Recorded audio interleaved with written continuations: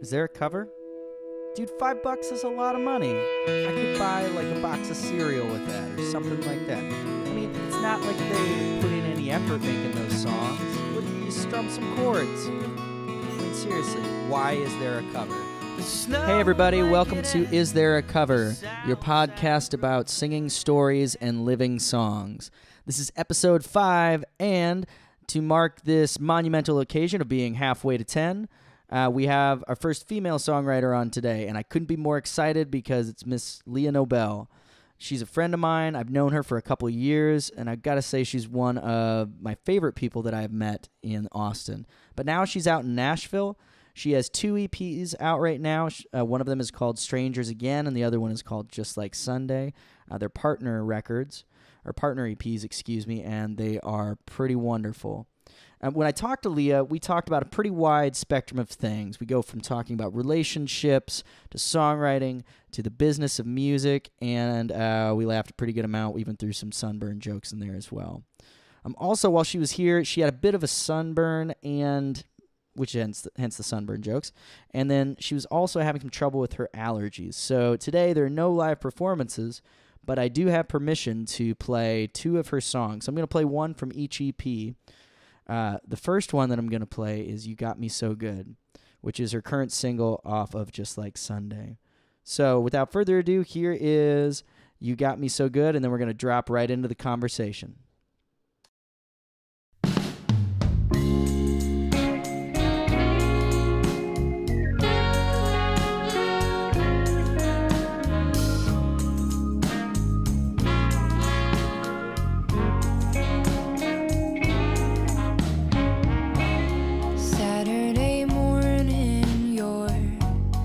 Making us breakfast. I lay on your couch with your cat watching Netflix. I can hear you singing in the kitchen, and I feel so full, even though I haven't eaten yet.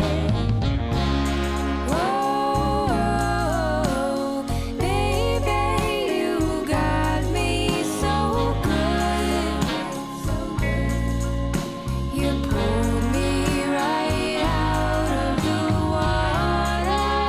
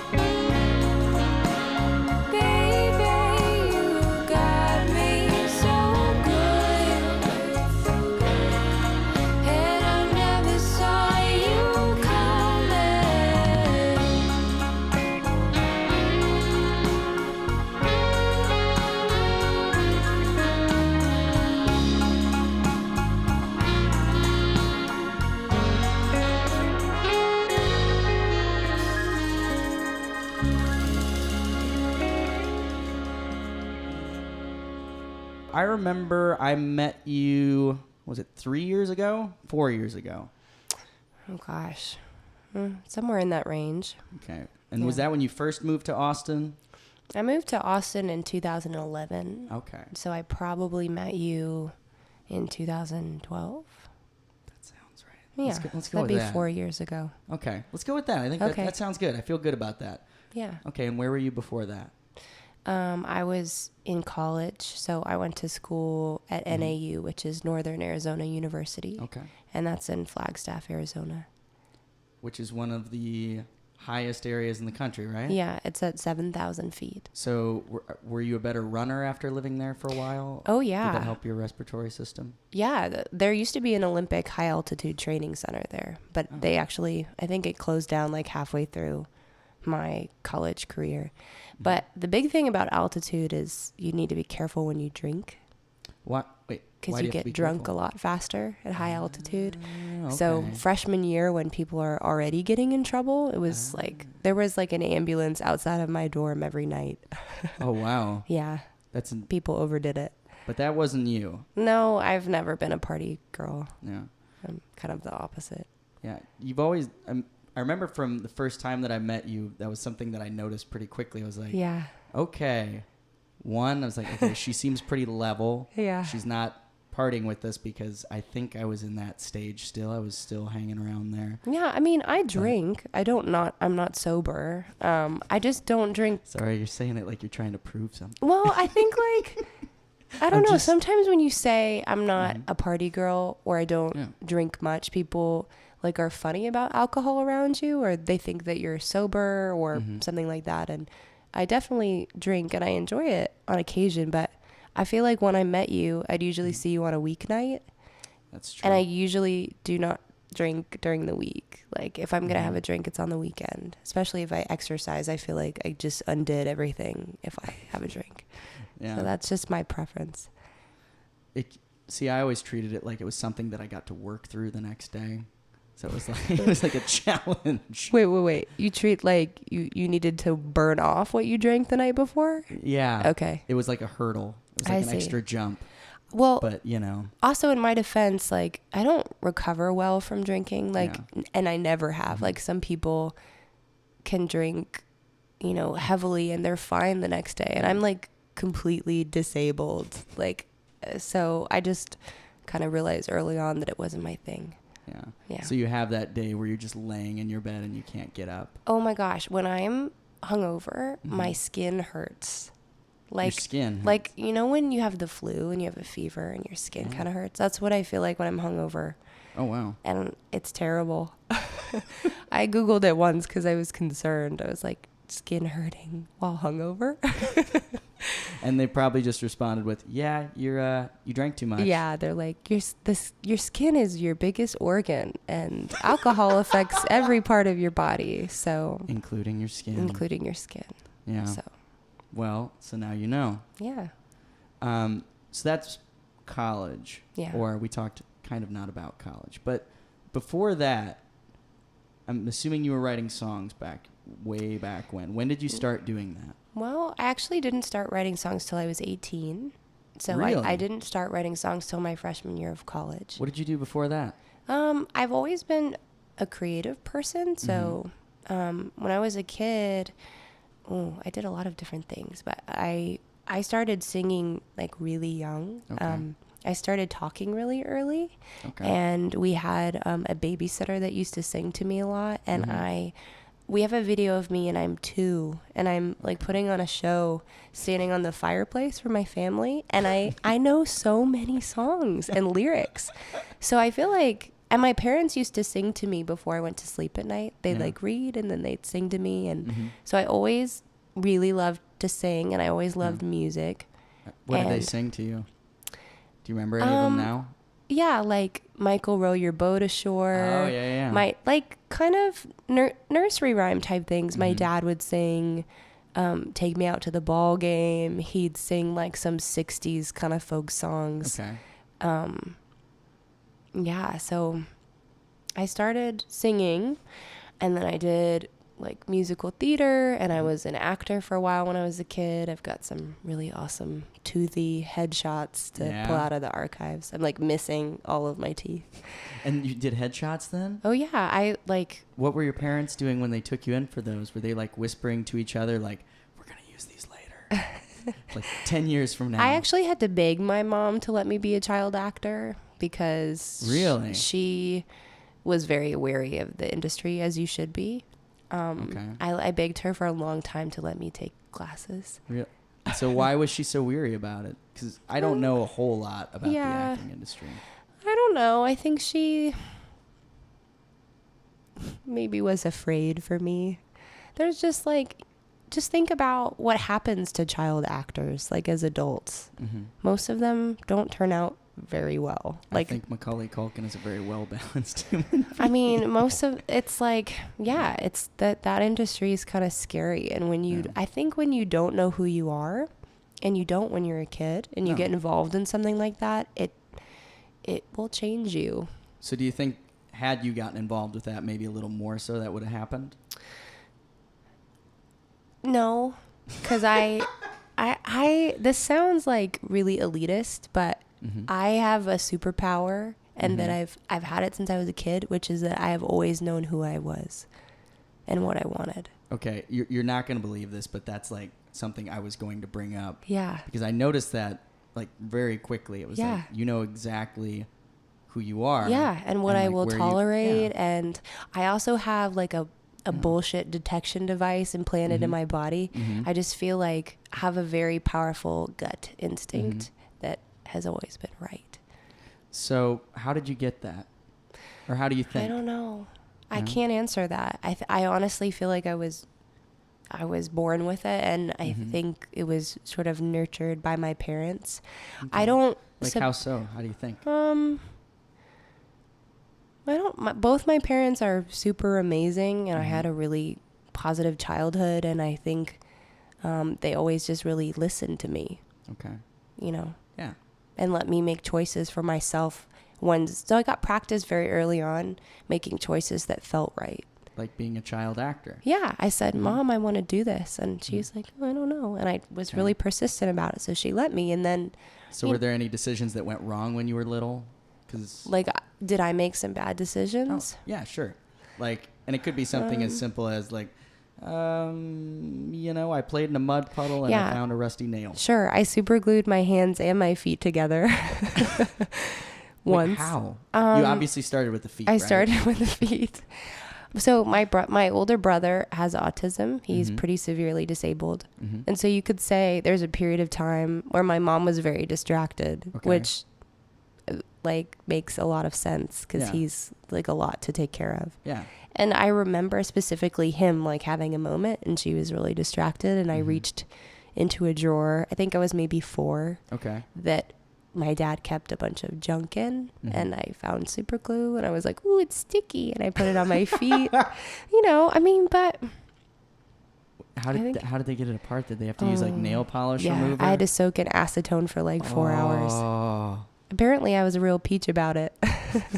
I was like, oh well, so I don't know. So okay, so that might be evidence to support that you have been sort of a I don't know. Maybe not balanced. That's not the right. I mean, no, a balanced human being. Yeah. I don't like necessarily subscribe to astrology, but my astrological sign is Pisces, mm-hmm. and like when I read the description for the sign, it mm-hmm. is scary mm-hmm. how much that is like a definition of my personality. Mm-hmm. And I think one of Pisces' greatest traits is their like emotional sensitivity mm-hmm. and their discernment, mm-hmm. like discerning quality. Yeah. So I don't know. Maybe it's in the moon and the stars. It could be. You don't know. Who knows?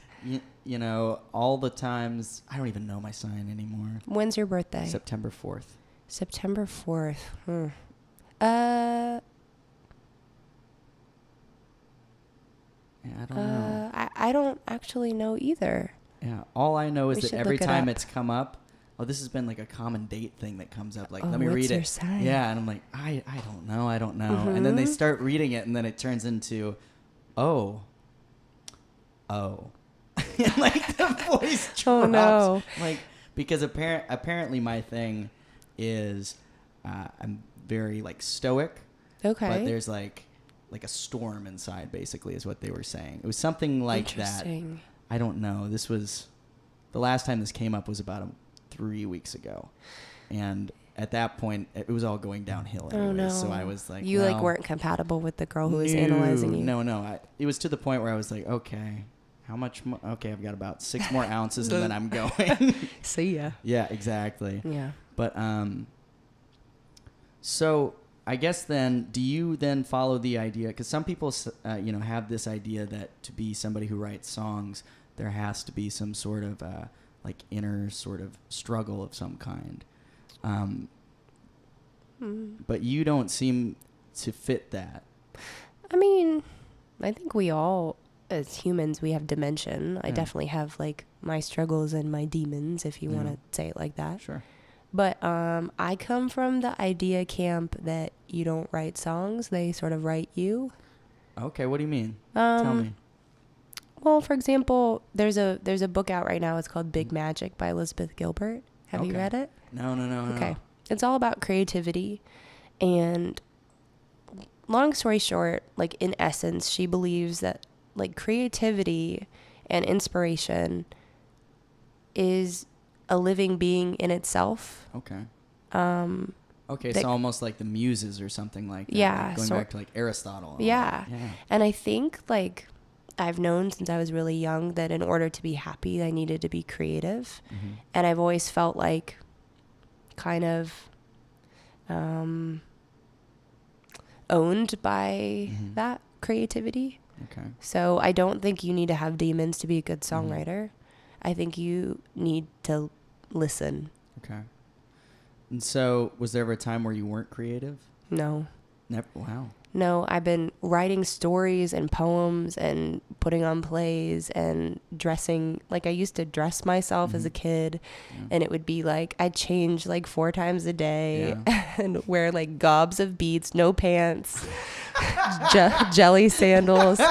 And, like, if you look at my school pictures, there was a long time where my mom, like, just, like, let me dress myself, and I look like so funny and all So you never got the like the what are you wearing, like, I mean, like you not look like from my something in the mom. circus? She's always like, you look cute, honey. You know, Is there that pause in it too? That I don't remember, cute. but she just, like, let me express myself, and I'm sure that has contributed to, like, who I am. Yeah. So I don't know. Interesting. I hope that I have better style these days. I don't know, the circus beads and They look pretty normal today, so yeah, I would say so. You look like you've been hiking. yeah. Well, I haven't. In a couple. Okay, let me rephrase that. You look like you've been in the sun. Yeah, I was telling Chris earlier that I got a really bad sunburn, so I'm baking. Oh goodness. Yeah. So then, have you ever seen yourself as doing anything other than being creative? No. Never. No. So are you ever? So I assume then you're just never going to stop being creative. No. It's just not an option. No, it's not an option. Okay. So. Now, And you sound so certain of it. I am. Oh. Yeah. Yes. Yeah, I am. It's like not. Yeah. It's like air for me. Wait. So do you get discouraged ever? Yeah, of course I do. Like how does that happen? Or has it happened recently? Or. Yeah, I mean, I think the big issue for a lot of songwriters or artists is trying to understand where they fit in with how the music industry is changing. Yeah. And trying to wrap your head around this concept that you can't make money in music unless you're wildly successful, basically. Yeah. And I think the intersection of music and music business, two very different things, produces the frustration for people. And most industries, I feel like there's a direct correlation between how hard you work and your success. Yeah. You know, if you're an accountant, you're going to go to school and you're going to study and learn and you're going to graduate. You're going to get an internship and you're going to bust your ass. Yeah. And you're going to get a good job. And when you have a good job, you make money. And music, that's not how music works. You could be the most talented person. You could be so driven and you keep throwing darts and they keep getting denied. Yeah. And so then how does it work then? Because I mean, you're now in Nashville, which is kind of, at least among all the people I know who've either lived there or have gone through there, you know, I've heard it referred to as anything from like, you know, the music capital of the country to I've also heard it referred to as the musician's boneyard. Yeah, you said that the other night. Yeah. Yeah, I mean, but I'm sorry, what did you ask me about? Oh, no, I was getting there. Okay. So are you seeing more of that since you've gone to Nashville as opposed to when you were in Austin? Actually, no, because Nashville has industry, and industry equals business equals money. Yeah. And Austin doesn't have any industry, and I feel like I'm not trying to talk crap about Austin because I love Austin. Good way to save that. I can edit that out still. There's still time. No, but what I'm saying is that I think Austin for a long time had this false promise that it was this really great place that really nurtured musicians, and you could get discovered playing in a bar, and there you'd play South by and there'd be industry people there, and it used to be like that, but it isn't anymore. And I think that illusion kind of created a lot of dissatisfaction among musicians because once you get here you realize actually it's not like that. And so while I think there's like plenty of opportunity for anybody to be disappointed in music no matter where you live, at least in Nashville there's some opportunity to make some money. You know, if you're a great guitar player, you can be a session player and you can get steady work playing people's sessions and work on your project on the side. Or if you have interest in being a writer for other people, you can do that in Nashville. So that's what it has to offer. I feel like that's different. It's different from Austin. Yeah, and it's much like LA. Okay. So LA has sort of can offer those same things, just like with a different flavor. Yeah. That's the best way to describe it. Yeah. And New my York, brother was out in LA he was out there for a while and he didn't really have too many good things to say about it. But no, I don't blame him. Wait, so when were you out in LA? I mean, I've been in LA probably like a handful of times over the past 5 years, and for business related things. And I think when I was ready to move from Austin, I was like, well, I'm either moving to Nashville or LA, and Nashville seemed a lot more appealing to me. Well, and it seems like it might appeal a bit more to your style too, because I mean, you definitely seem a lot more lyric driven, whereas opposed to I imagine what I know of LA to be a lot more pop. Oh, I was going to say surface driven, but pop too. Yeah. Image driven, maybe. Would that be? I don't know if that's. Yeah, I think both cities are image driven, sadly. Yeah, but LA a little more.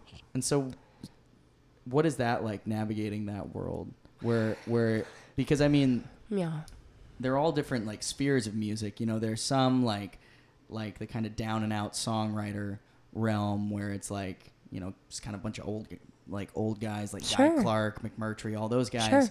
And then there's sort of like Connor Oberst, I guess, that are a little more popular like that. But then there's this other one that you're sort of getting at that's a little different. Like the one that might be a little bit more image driven. I guess I'm just wanting you to elaborate a bit more on what you mean there. Oh, like what's it like being in that world? Or trying to navigate it? Yeah, I think it all comes down to what I mentioned before. Things are a lot easier for everybody if you know yourself. So you have to decide sort of what your currency is. Yeah. I've always wanted my music to be about the songs and my writing. And of course, like my face is attached to it and I like to feel pretty too. Sure. But that wasn't the foot I ever wanted to lead with. And so you have to decide, what you want your currency to be. And you base, you know, your projects sort of around that idea. You know, if I was really trying to play on the sex appeal thing, I might be a little sexier on my record cover or whatever. Sure. Yeah. But but I don't want that to be, it's the first thing somebody notices. It might be without my, like, I can't help it that, because Sure. we're like, that's the society we live in. Like, we are always judging and we've got eyes. But Sure. yeah, so I think you that's just, not a bad thing too. But no, it's not something to be ashamed about. I think that, like, I think you could look at it like, you know, if you have a product, like if you made soap and your soap is like, this is just an example. Your soap is really amazing and it smells really good. And it's not like any other soap. But depending on the package that it's wrapped in, it's going to attract and like incite a certain viewpoint, you know? So you have to decide how you want to package your soap that you feel like accurately represents what's inside. Yeah. And then at the same time gets more people to buy it. Yeah. I mean, now, okay, that's if you were trying to make money from music. Right. I think, like I said, when you have music, which is like this beautiful, pure, sacred thing, and then you have music business, which is like full of sharks, and it's a business, and you merge them, like, you're going to have to do things as an artist that cater more towards the business side. And it could feel like a complete, like, crime to an artist. Or what, you know, all the old punk rockers used to say, selling out. Selling out, yeah. But unfortunately, like, if you just want to make music for the sake of your love of creating, then do whatever the hell you want. Yeah. You don't have to package it nice. You don't have to look a certain way. But if you are trying to make a living from it, you need to be business savvy. And that includes, you know, just being aware of sort of how to market yourself or what sells. I don't think you have to compromise your soul to do that, especially if you know who you are and what you're like willing to put up with. So, because I suppose the way that people perceive you, it doesn't, if you know who you are, it doesn't have to affect you that much. Yeah, and you're never going to be able to control that either. Like, that's true. You know, you could portray yourself in a certain way that you feel confident, and somebody could look at you and like have a completely different interpretation. You can't control that. That's true. Nor should you really want to. I mean, no. Yeah, it's exhausting. Yeah. Yeah. No, I'm thinking back to who was it? I was watching a documentary and there was this producer and he was talking all about I think it was before he found Otis Redding or something like that, and they were looking for people to sing songs, and they brought in this one guy and everybody was just sold on him, and then the producer's like, no way. I want you guys to turn around and look at the wall and then listen to him sing. Yeah. And they did, and everybody was like, oh, yeah, you're right. Yeah. Because some people, you know, whether it's like the performing or just their appearance, that's not the thing that lasts like, ultimately in the long run. Yeah. So, you know, so in a way, I guess it could in some ways be like the child actor situation where eventually the substance has got to come out. Yeah, and it for the longevity. Totally. Yeah. So is that something like with longevity? Because since I've met you, you've definitely like developed a ton as a songwriter. Because I remember, God, I would have been like what, 25? You would have been like 20. I was 22 when I moved here. 22 when you moved here. Yeah. Yeah. And so Austin. Yeah. Between that and like the new set of EPs that you put out. Oh yeah, huge growth. I mean, I can't even listen to my first record. It makes me want to light something on fire. Yeah. Go on. I just like, it's like going back and reading your high school journals a little bit. It's just, I mean, you have to start somewhere, and you would hope that each new project you make, you're going to become a better writer. Sure. You're going to get closer to your ideal sort of image. And a lot of times too is like, you need to find yourself, and that takes time. Like, how are you supposed to know exactly what kind of artist you want to be when you just start? So I'm proud of those records, but I don't enjoy listening to them. Yeah.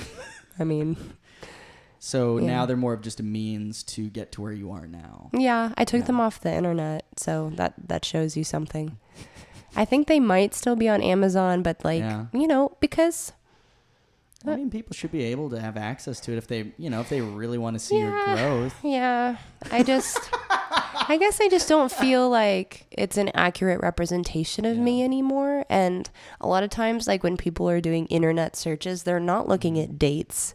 And it's like, oh, this song comes up and it's like total bubblegum, like, bleh.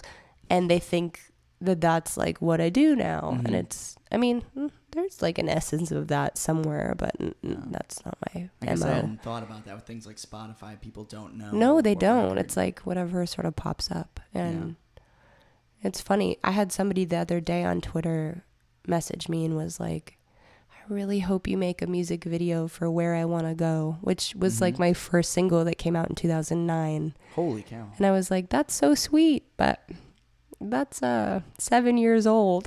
So I'm sorry, but no video, But how many videos have you made since then? Because I remember there was one that had like a helicopter. Oh yeah. Well, there was like it a helicopter or a drone? There was a drone shot from there. Government-issued drone or something like that? Okay. Yeah. I've just made 2 music videos. I wish I could have made so many more, but I never had the budget. So you don't need a huge budget to make videos. I know, but what I've learned like in this process is when you skimp on something and you hire a friend, there's a lot of issues. Yeah. So if you want it to be done by a professional and you don't want like a friendship involved, you have to pay for it. Yeah. And sometimes it's worth it. That's well said. Yeah. Because was it Wilco? Did you ever read that article by Jeff Tweedy when he starts talking about if you want to start being a serious musician, you got to start learning how to fire your friends? Yeah, and that's sadly true. It is, and it's really hard. Oh, totally. Have you ever had to fire anybody? Yeah. What was that like? I'm a really sensitive person, and I'm a people pleaser, so it's really hard for me, and I cry a lot. I'm like... there's a part of my personality that is not cut out for business. Yeah. I am so sensitive, and that's hard. So are you one of those people that just cannot, can you sort of find it within yourself to actually just be really direct, or is it more of, okay, I'm going to look at the floor, I'm going to say it really quietly and hope you hear me, and then I'm going to walk away? That's a great question, Chris. That's a great question because that's actually something that I've been really working on, like in the past year especially, which is like comfortable saying no without an explanation.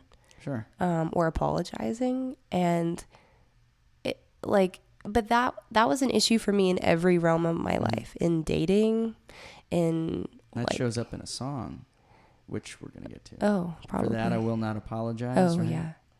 Yeah. So it's just like something that I'm trying to work on. Yeah. So how's it going? Are you noticing improvements or? It's going good. I was recently out with a friend and there was this transient person that was sort of bothering us. And I kept turning around and being like, I'm sorry, I don't have any change. I'm sorry, I can't give you a ride. And, and... Good Lord, he's asking for a ride? Yeah, it was like... What the fuck? Yeah, and so finally, she said something to me. She's she's very assertive and, not afraid to tell people how she feels. Your friend, not the transient person? My friend. Okay. And she was I think... She was laying back because we had just had a conversation about how bad I am at this. And then there was a perfect example for me to be firm. Okay. And she was being silent the whole time. She was like, you have to deal with this basically. And finally I turned around. I was like, no, sorry, no, bye. Did your voice drop like that? Was it like a Batman moment where you just... No. And he was like, oh, and I was like, oh, it worked. I think there's a way to be assertive and firm and still be kind. But I'm learning that. Yeah, because you didn't say no, you fucking asshole. You no, said, no. I was just like, and that's fine. Yeah, and I gave him these eyes. The eyes that the eyes that everyone will see in the podcast. Yeah. For all of you who wanted to know, they were sort of squinting. It was like a Clint Eastwood sort of moment. Yes. Yeah. No. I think you could. Just get a cigar and then you'll be set.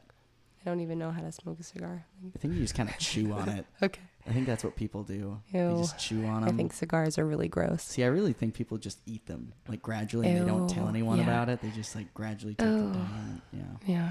So it's really just a dietary supplement. Okay. Okay, we're done. Good to know. Yeah. So was there a songwriter that you first heard that made you really think like this is, because I know you were always creative, but what pushed you this way? I honestly feel like I am a combination as an artist of all the music that I listened to as a child. Okay. Like that my parents played for me. What did they play for you? My dad loved Paul Simon and Willie Nelson and Eric Clapton and the Beach Boys and ABBA. Oh, man. My dad, so that's what he liked. My mom loved Enya. But think about all those artists, like sort of combined. Okay. There's like elements of everything in what I write. So yeah, well, especially because I mean, before you came over here, I was listening to both the EPs again and like Strangers again. You can definitely hear a lot of like the Enya sort of like sort of the ambient type of music like sonically. Oh, totally. 100%. There's all these like sounds sort of like lurking in the background, which is almost like Beach Boys, like what's going on with like pet sounds and all that, which is a crazy record.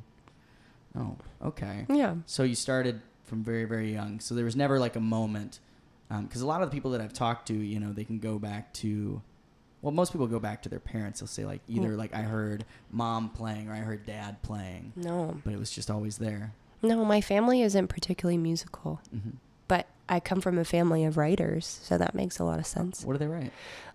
Well, for example, like my grandmother wrote for a newspaper. Okay.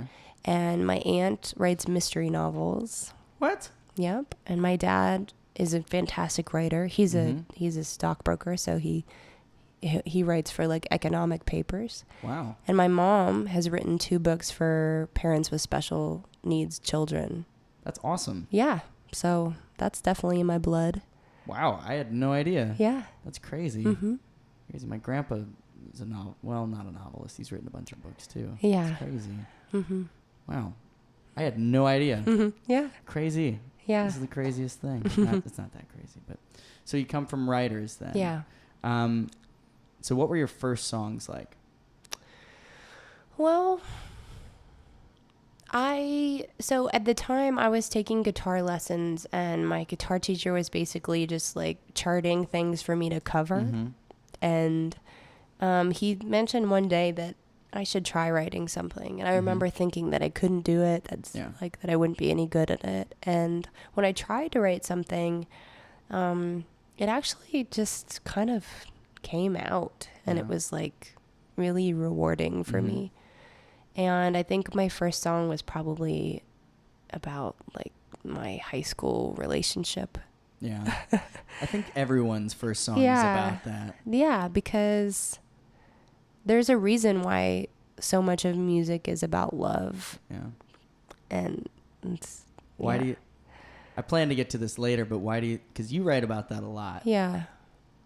Why do you think that is that you write about it so much, and that if you want to talk about why other people do too? Yeah, I'm trying to like articulate this in a like a poignant way, but I just think that like love is the center of all things. Yeah. So it would be natural for us to gravitate towards the center. Yeah. And I think it also, like, on an emotional spectrum, it's like, you know, it charges our happy moments and our sad moments. Yeah. So, yeah. Yeah. So, yeah, it can definitely, like, calm and destroy things, you know. Yeah, it's like the best and worst thing. It's true. It's totally true. It is. No, and it's, you know, it's something that is one of the, you're exactly what you're saying, one of the best things to experience, like, period. Yeah. And then. And to lose, it's one of the hardest things. Yeah. Actually, it's interesting. I recently read this book called The Department of Speculation. Okay. Do you know who Jenny Offal is? Okay. The book is an amazing piece of, I I don't even, it's almost like you're reading like a book version of a Tumblr. Okay. It's just like kind of stream of consciousness meets like interesting quotes meets, I don't know. It's an amazing book and it reads really interestingly. And she says in the book, there's like, now I don't know if this is super accurate, but I could imagine it is. But she was talking about brain scans. So the brain scan of somebody who's newly in love looks the same as somebody on cocaine. That makes sense. And the brain scan of somebody who's been recently jilted looks the same as somebody who's been physically assaulted. But That's so sad. But it makes makes sense. sense though. And like, it always sounds so cliche, like my heart is broken, but it's much more than an emotional thing. Yeah. There's a song that you probably listened to, Secret Room. Yep. Where, it's on my list here. yeah. So one of the lines is, when you got back in town, I had lost 10 pounds. Yeah. And I did. Like, I was so sad that I couldn't even eat. And I love to eat. So, things are bad when I'm not eating. Well, did you just lose your appetite? And you I did. Yeah. Yeah. And then what the line eventually goes to, you said that I never meant to hurt you, but I know you meant to. That's in Excuses. Excuses. Shoot. It's I'm okay. mixing them up. It's totally fine. Excuses is a pure work of fiction. It is? Yes. Okay. Because that one... That's dark. Yeah, that one's real dark. Yeah, it's that about like, domestic violence. Yeah. Yeah. It's really sad. Yeah, it is. Yeah. Why did you write that one? I don't know. It wrote me. Okay. Was there like a story you heard or? I don't know. I don't even know where it came from. I just like sat down and started writing it. Yeah. Interesting. Yeah. Because when I was listening through the record, it took me back to the times when I was writing that advice column.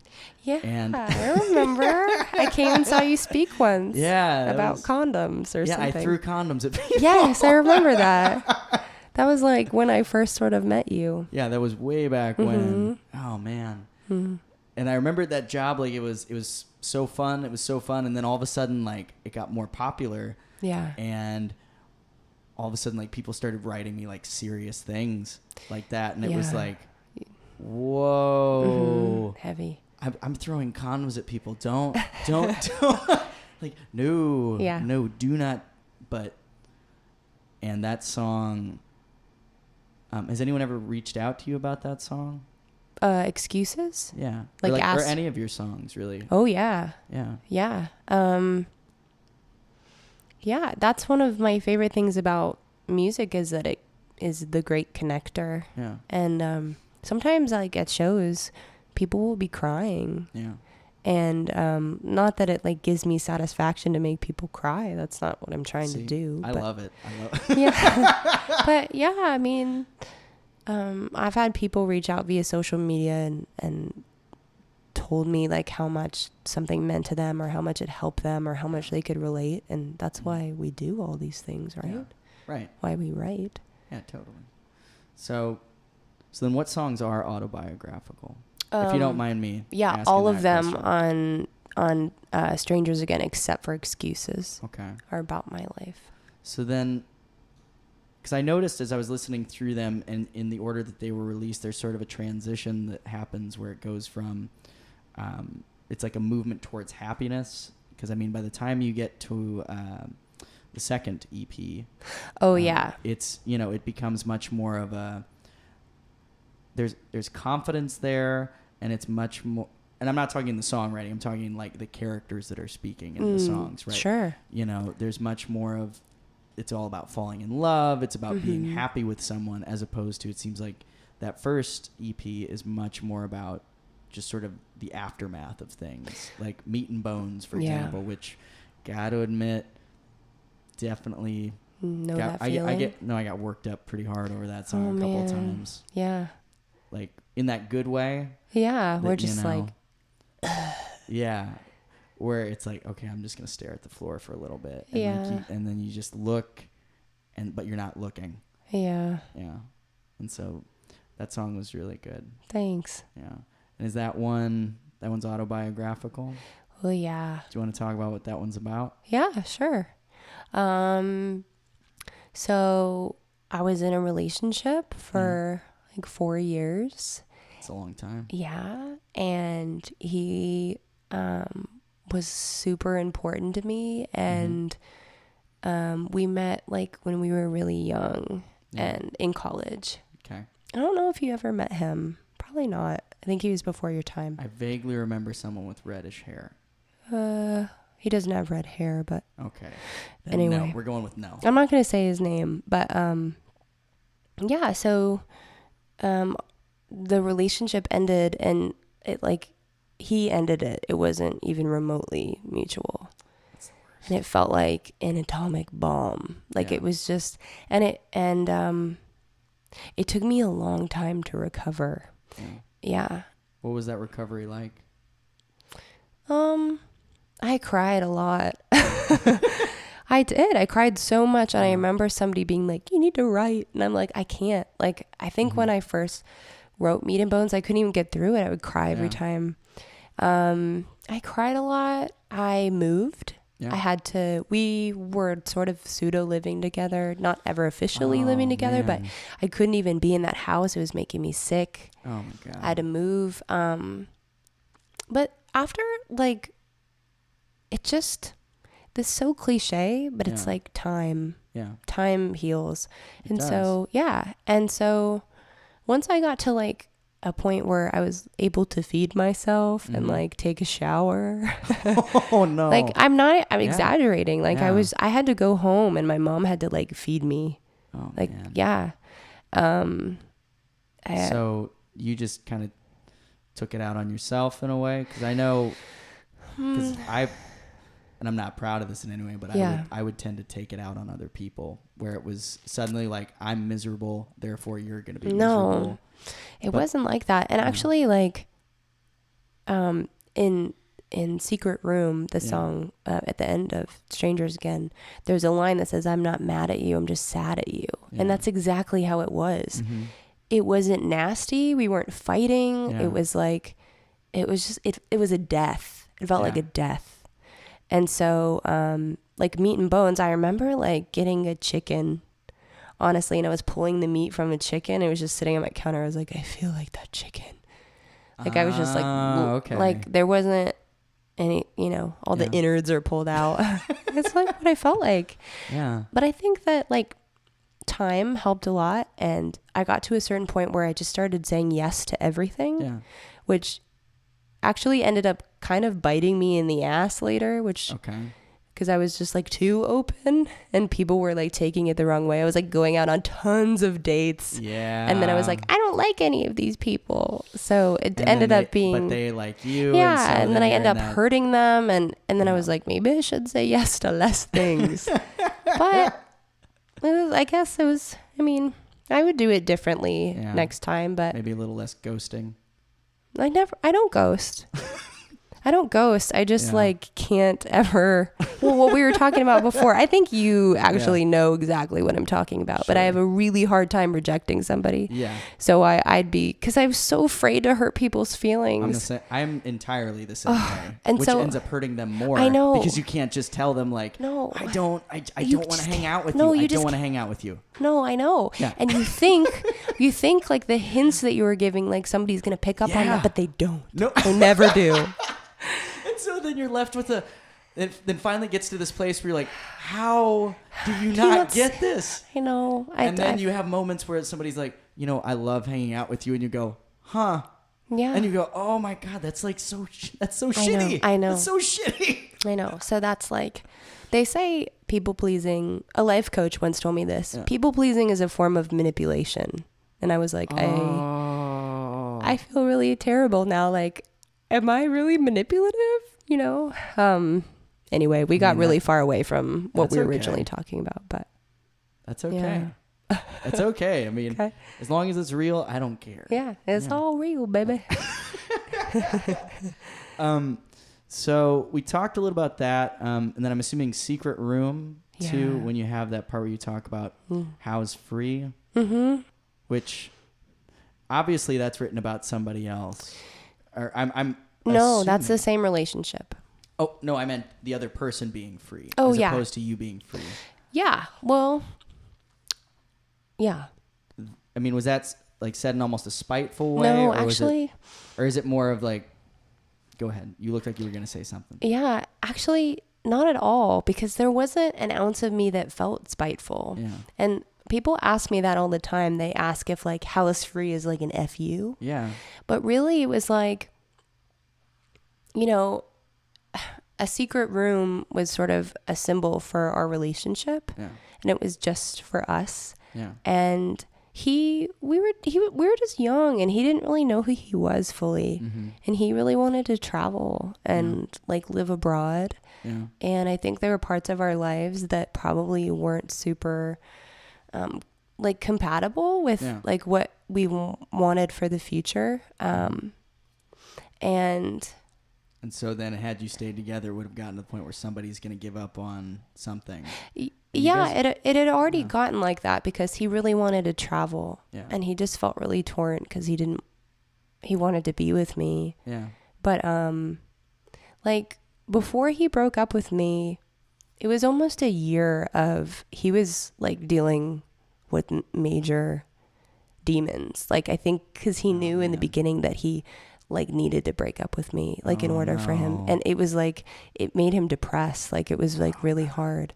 So, it's really important to me. I feel like as songwriters, we have a power that most people don't have, or just as writers. Yeah. So we can like speak the truth. Yeah.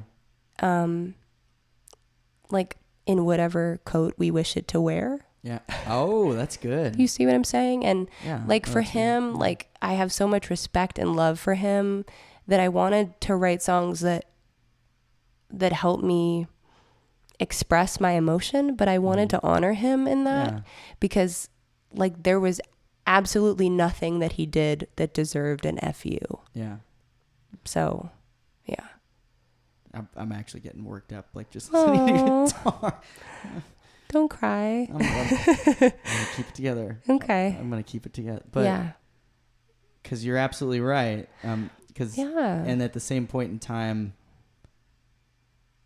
I think I'm just getting worked up because I'm thinking about myself and just how I didn't quite have that ability to not throw in the FU once or twice. Yeah, it's okay. I think now it'd be much different. Yeah, you have perspective. And also, you mature a bit more, and the fact that you've been able to do that and still also like be able to say like, yeah, you maintain all this like love and respect for somebody, especially because you're younger than me, is very impressive. Thanks. When also it's, how do you do that? But that's the thing though, like that stuff like takes a really heavy toll on me. Like it took me a long time to be okay. And I actually remember thinking and saying to friends and my mom, I wish he was an asshole. It would be so much easier if I could just be like, I never deserve this. Like, what a crappy person you are. Good riddance. But it was never like that. It was never like that. And I actually like completely understood why he made his decision. But it was so hard. It was like, it almost seems like those ones in some ways are worse. Yeah, I mean, because as opposed to the ones where it's like, okay, this person sucks and I just didn't realize it. Because then it's, you get over it quickly. Totally. Because you can write them off. But when it's two like good people that just can't, they want just different things. Yeah. Goodness. But we should move on to some happier things. Okay. Because I'm getting all worked up. Okay. Yeah. Because goodness. Yeah. Because that first EP that you put out is just, I've said it earlier, but it's pretty devastating. Like, it's really. It is. And I guess before we move on to happy stuff, why did you want to do that? Like artistically, what made you decide that I'm going to do this record of, maybe they were just there. I don't know. Well, okay. So I went into releasing those EPs with a lot of intention, actually. Yeah. So I wanted to do a yin and a yang project. Okay. I feel like Strangers Again is the closest I've gotten so far to my soul, I think, and also finding the sound that I want. Like I started making records in 2009. So like I've been digging kind of like to find ground that felt good that whole time. And Strangers Again was the closest I feel like I've gotten. But I didn't want, like I wanted, there were a lot of reasons why I did a double EP project. Part of it was like for business reasons. Sure. Well, I mean, like- EPs do better now than records, Yeah, you know, in general. sadly. Yeah, I agree. You have to kind of be constantly feeding your tribe. Mm-hmm. Then I also wanted to show my dimension as a writer. Like I like writing like this sad stuff the most. Yeah. But I can also do these other things. Mm-hmm. And so the idea was kind of to do a dark and a light piece. Yeah. Yeah. So why do you like, because I love writing sad songs, and I have some vague idea of why I like doing it, but Yeah. why do you gravitate that way? I think that it's kind of plays on what we were discussing earlier about my inability sometimes to like speak my truth verbally. Yeah.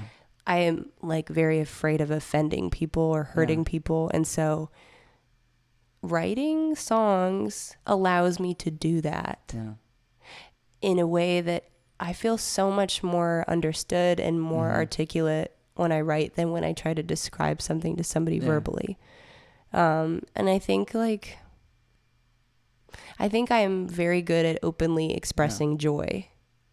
Yes. Yeah. I would agree. Yeah. Like you are very, when you're happy, it's very, very Yeah. cool. Like I think that's like part of my personality, but like there hasn't always been room for me to express like the other side of the coin sort of. So I think that's why I like writing about it, because it feels freeing. Well, and sometimes it's to get like those, like the deep, like, Oh yeah, I'm just really hot because I got sunburned. oh, sorry. No, it's not your fault. I'm just like, you could probably fry an egg on my back right now. Oh man. Sweaty you need and some ready. aloe? Oh, Okay. maybe later. But sometimes, and I'm thinking, did you ever read the narrative of Frederick Douglass? Did you ever read that? No. There's a scene there where they hear this sound off in the woods, and they're like, what is this sound? Because there are notes to it, but they don't know what it is. And it's all of these slaves expressing the sadness and like just the pain of the whole thing. Yeah. And it's the most like harrowing part of that whole book, because it's presenting something that really you can't present any other way. Yeah.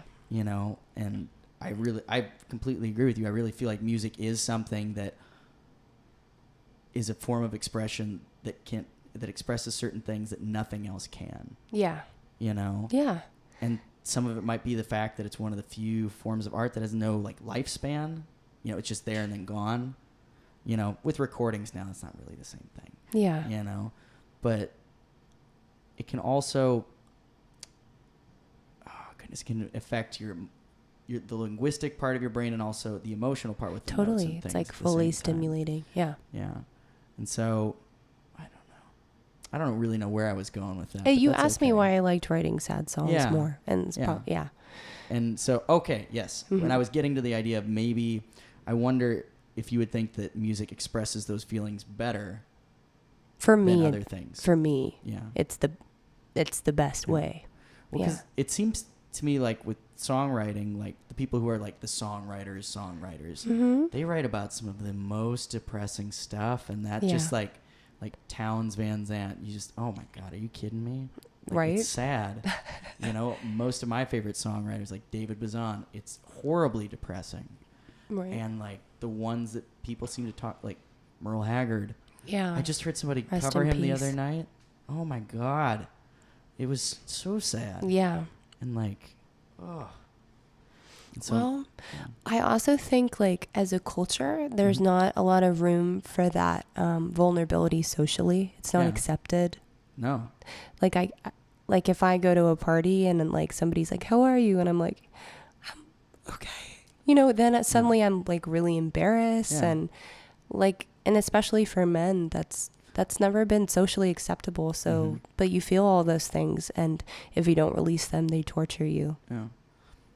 Right? And so, totally. Yeah. If you don't, they will, I mean, to use a cliche, it just kind of eats you alive. Yeah, and it'll manifest in various ways. Yeah, you'll develop all sorts of neuroses and things like that. You'll be Addiction. the next Woody Allen, before you know it. Oh gosh, Woody. Yeah. So creepy. Yeah. No, he's a nervous guy. Yeah. So, but it seems as though the new record is the one where you're coming out of that, getting into some happiness. Is that based on, and you've said most of it's autobiographical, is that one as well, the new record? Like, You Got Me So Good, was there like, were you actually laying on a couch? Yeah. Watching Netflix? With a cat. With a cat? Uh-huh. Okay. Yeah. I'm trying to think of what's even on that record. Montpellier is a song I totally pulled out of my ass. Yeah. So that's not, it was inspired by a night when I actually went out by myself and I was eavesdropping on people's conversations. That? Going out by myself? Yeah. It depends. Like sometimes I'm like, this is a mistake. Yeah. But I used to do that when I was in my period of saying yes to a lot of things. Okay. So I'd be like, none of my friends can hang out tonight. I'm not staying in my house. I'll just go out. Yep. And like sometimes I'd meet really incredible people, and sometimes I'd be like having fake phone conversations with people, like in order to escape some weird situation. Yeah. You have your alarm like ready to go off periodically so that you could just escape. Yeah. Done that. Yeah. Or you just Irish exit, like somebody turns around to get something from the bar and you just leave. So that song like doesn't really make any sense and was inspired by something, but it's not really autobiographical. And Radar isn't either. Yeah. But that one's really catchy. Thanks. Yeah. All of those things are like based on like concepts that I feel like I carry, but You Got Me So Good, Rarest Bird. What's the other one on that record? I can't even. Little Light. Little Light I wrote for an ad and it never got chosen. Yeah. But I wanted to record it because I thought it was great for sync. Yeah. Because people don't buy CDs. Nobody does. So I feel like Spotify is sort of the equivalent of that. Yeah. So Spotify, but I mean, there's no money there. No. Like none at all. No, there isn't. And it's kind of depressing. It is. Yeah. Yeah. I mean, it seems like the only real money anymore is in vinyl, but then you're going to spend how much money to get it made and then hope that you sell it all, which I don't know. Do you have any thoughts of going that way? About making vinyl? Yeah. I think if I had, an audience to sell vinyl to, I would. What? I don't have like a big enough fan base for it to really make sense. Okay. Yeah. And it's really expensive. And when I did my Kickstarter campaign, that was actually like one of my rewards. And I like had to tell people that I couldn't do it. And as a people pleaser, that was so hard for me. I was like, I had to like include a note that I'm like, I'm so sorry, but like I can't do it. It was like just so expensive. Yeah. Yeah. No, it's. It makes sense if you're like steadily touring and you need great merch to sell vinyl. Oh, totally. Absolutely. But like I wasn't doing that, so it didn't really make a lot of sense. Do you tour much right now, or like do you play out much? Yes and no. For me right now, like where I'm at in my career and kind of like what I'm working on, and it doesn't make a lot of sense for me to spend my money doing that. Unless I got picked up on a tour, like I was opening for somebody who already had a fan base. Okay. Because, or else it's going to be me touring the country and playing to a handful of people or no one. Yeah. Which is hard. It is hard, but it just doesn't make financial sense, like from a business perspective. Have you ever done that though? I've done like little runs, but I've never necessarily been on the road. Yeah. Yeah. I don't know if I would even like that. Really? Yeah. You didn't read Kerouac as a kid? No, I mean, I've read Kerouac, but I'm saying like my boyfriend tours all the time. Yeah. And I've like been with him to some shows, like long drives in the van. It's like being somebody, we were talking about this before this podcast started, but I think I'm like sort of an introvert. Yeah.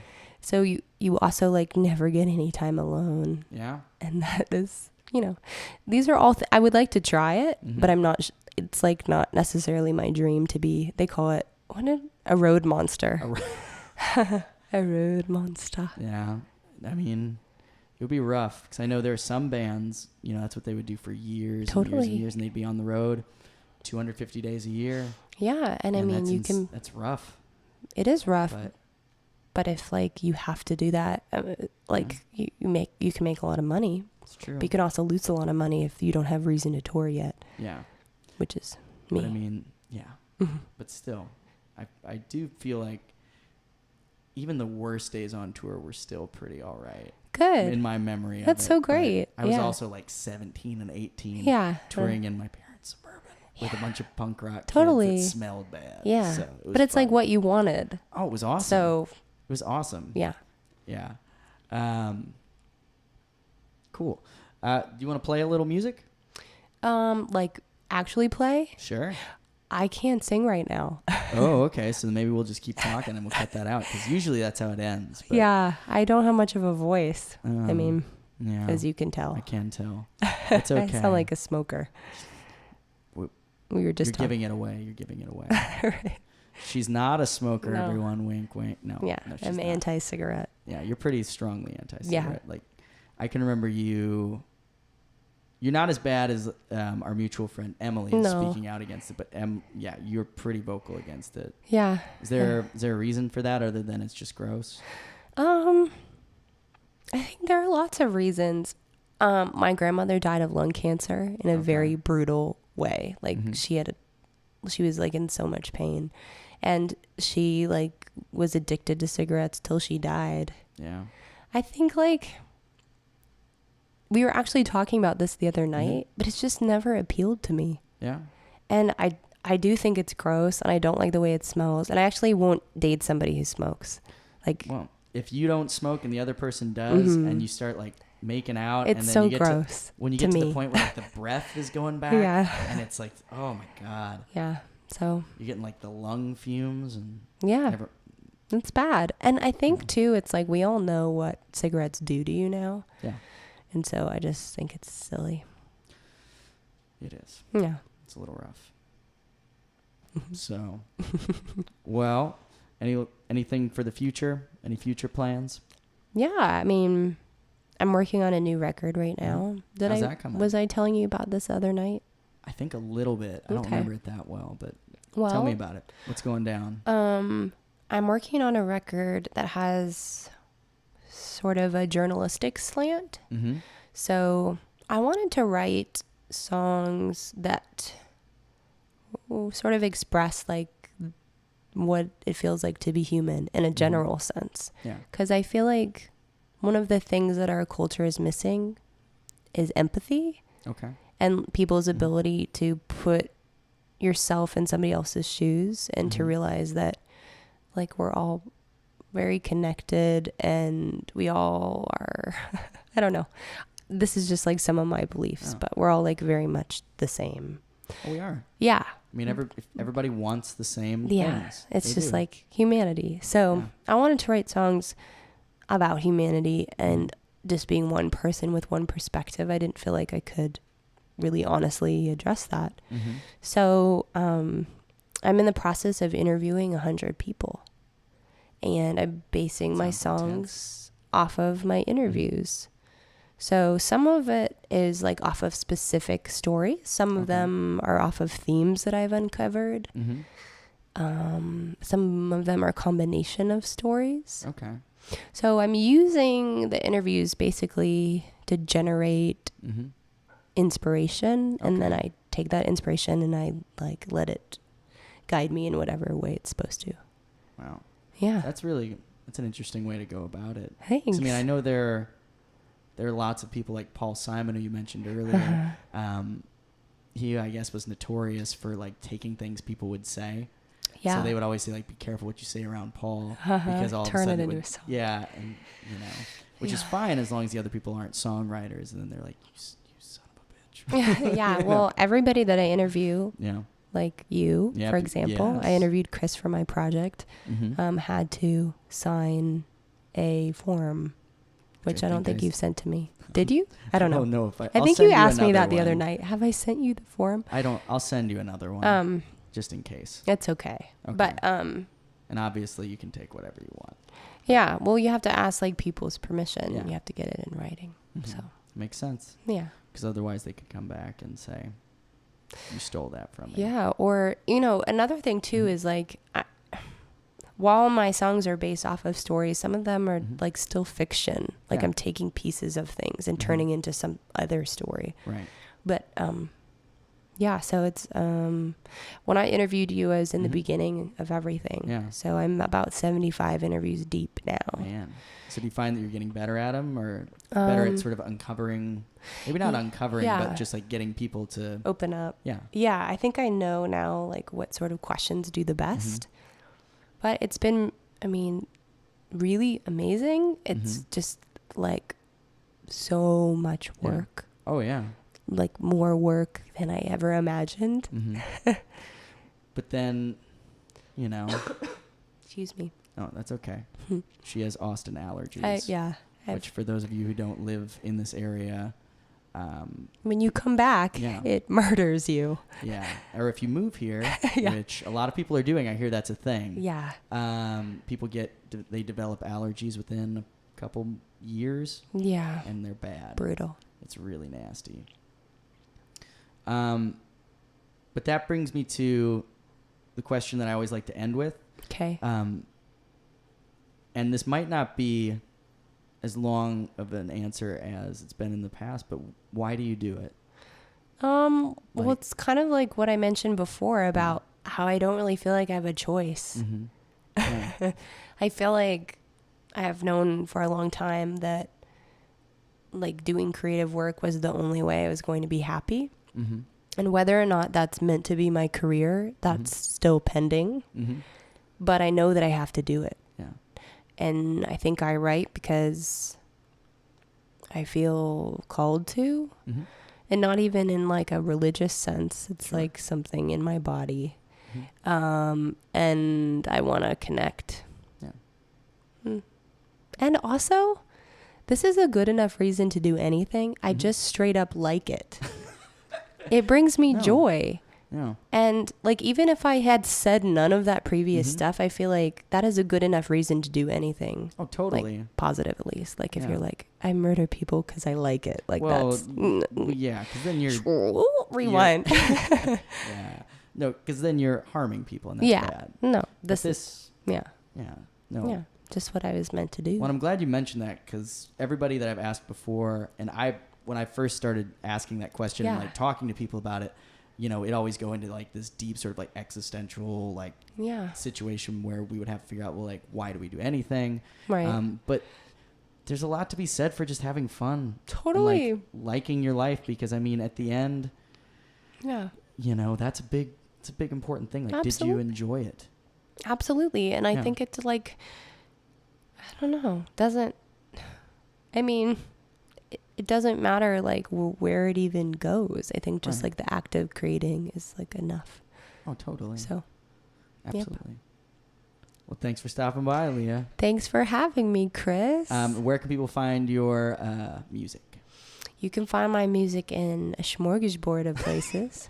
My name is Leah Nobel, like the prize.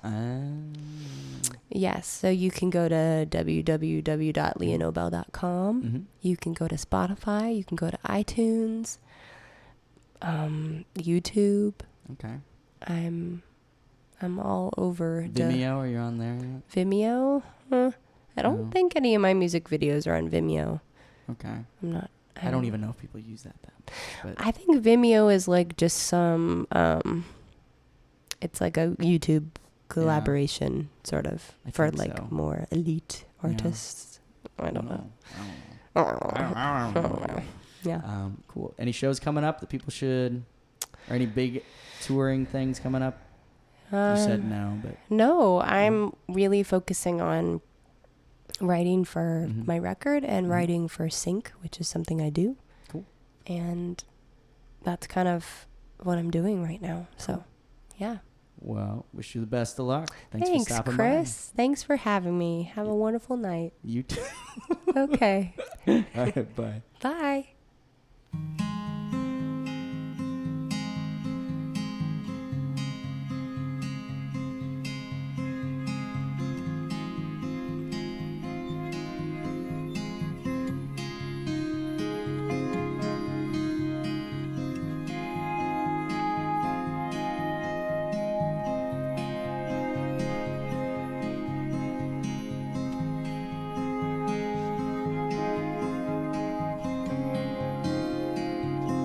We built a tent on your bedroom floor. We made love in it till I begged for more. I didn't go home till Wednesday night. My friends, they laughed at my expense, but they didn't ask why. No, they didn't ask why.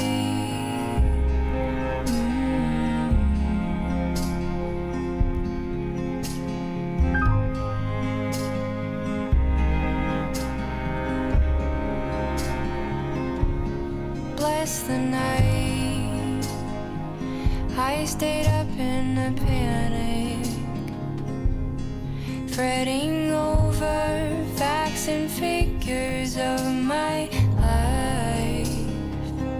You calmed me down, you held me in, and the fabric of my shirt became your skin. Damn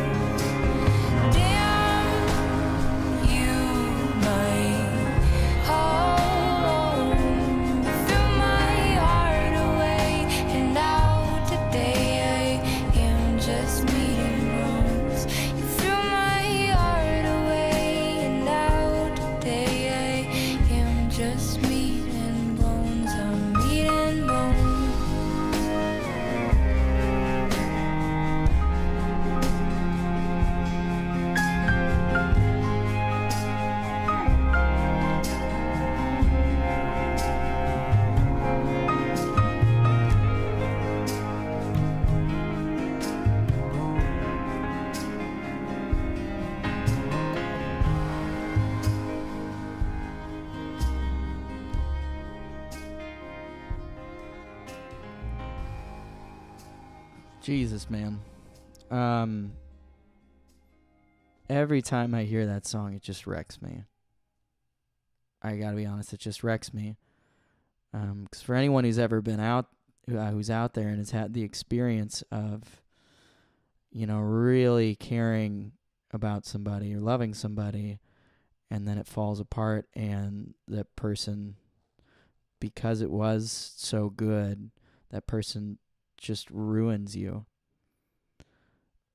And you feel like you can never care about anybody again, or you can never love anybody again. That's a devastating place to be, and I think that song captures it well. And I think Leah is a great testament to the idea that you can get over things like that eventually you can get out there again and care about people and even love and fall in love and be able to receive love, which after something like that is really hard. It's incredibly hard to be able to trust it enough, to trust that somebody else cares about you. That's incredibly hard for some people. And if that's you, I think Miss Nobel is a songwriter for you. Look for her EPs out there. They're both wonderful. I definitely recommend checking them out. You can get them on Spotify or wherever. Thanks so much, Leah, for talking to me. I had a great time talking to you. Coming up soon, we have Bo DePena and then also Brian Wolf of Fair City Fire. So be on the lookout for those in episodes 6 and 7. Thanks for tuning in, guys. Talk to you later. Is there a cover? Dude, $5 is a lot of money. I could buy like a box of cereal with that.